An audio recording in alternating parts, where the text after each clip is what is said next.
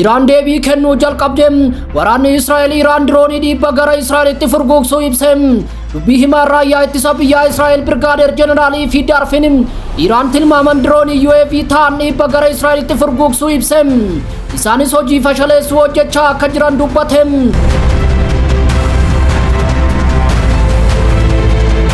Gama biraatiin itti aanaan hoogganaan eegdota warraaqsaa Iraan Israa'el akka gaabbitu ni taasisna jedheera.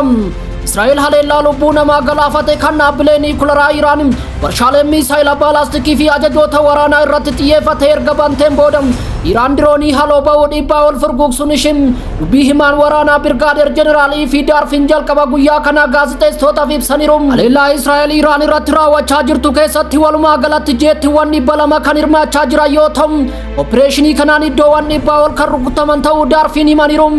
Israa'el haleellaa Iraan irratti raawwatteen jalqaba irratti teeraan meeshaa atoomikaa akkan ijaarree akeekkachiisuun dhaabbilee niwukileeraa ishee warshaalee misaayila baalaastikii fi ajajoota waraanaa irratti xiyyeeffachuu himte.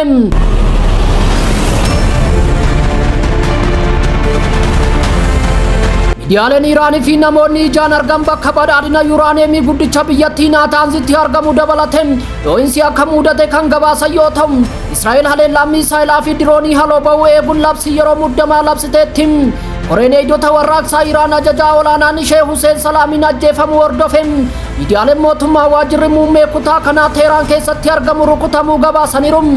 Magaalaa guddoo biyyattii keessatti naannoo mana jireenyaa irratti haleellaa raawwatameen daa'imman hedduun ajjeefamuu gabaafameera. Muummichi ministeeraa Israa'el Beniyaamin Netanyahuun ergaa viidiyoo waraabameen seenaa Israa'el keessatti yeroo murteessaa keessa jirra jedhani. Yeroo muraasa dura Israa'el opereeshinii Raayizing Laayon jedhu kan balaa Iraan lubbuun jiraachuu Israa'el irratti mul'atu duubatti deebisuuf kan xiyyeeffate ta'uu ibsani. Opereeshiniin kun guyyoota hamaa balaa kanaa maqsuuf aga ga'utti itti fufna jechuun dhaadateera.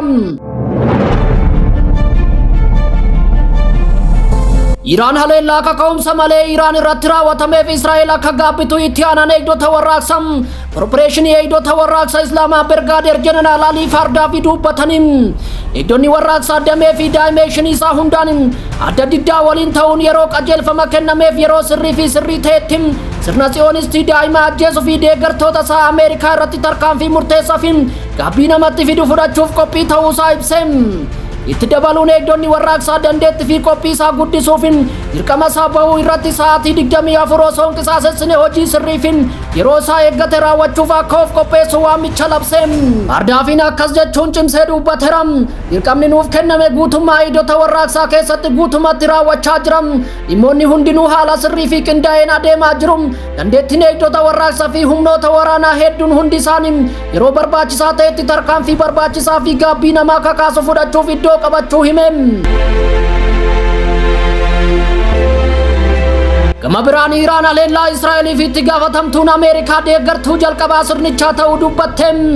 Iraan haleellaa Israa'el jimaata ganama Teheraan keessatti qondaalota waraanaa olaanoo fi saayintistoota niwukileeraa ajjeese irratti deebii kennuudhaaf mirga qabdu cimsitee kan ibsite yoo ta'u Ameerikaanis bu'aa weerara kanaa bahachuu qabdi jette. Ministeerri Haajii Alaa Iraan ibsa ajjechaan kun raawwatame sa'aatii muraasa baasaniin Israa'el abbaa biyyummaa fi birmadummaa biyyaalessaa Iraan sarbuu ibse. Haleellaan sirna Tsiyonistii Iraan irratti raawwatame chaartara dhaabbata mootummoota gamtoomanii keewwata 2 fi keewwata 4 cabsuu kan agarsiisu yoo ta'u gocha weeraraa ifa ta'e Riippaabilika Islaamaa Iraan irratti raawwatamuudha jechuun ibsi ba'ee ni mul'isa.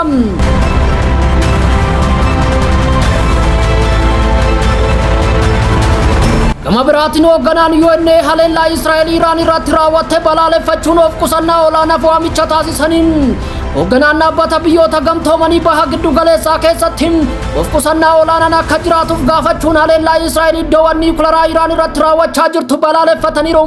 Barreessaa olaanaa dhaabbata biyyoota gamtoomanii Antooniyoo Guuterees bakka bu'uun kan dubbatan dubbii himaan isaanii yeroo mariin Iraanii fi Ameerikaa gidduutti gaggeeffamaa jirutti haleellaan Israa'el dhaabbilee niwukileeraa Iraan irratti raawwatamu yaaddoo addaa qaba jedhaniin. Barreessaa olaanaan kun gamalachuun of qusannaa guddaa akka agarsiisan kan dhaaman yoo ta'u aarsaa gara waldhabdee cimaa kamittuu geessuuf haala naannichaa rakkisaa keessa galchuu irraa akka of qusataniif waamicha taasisaniiru.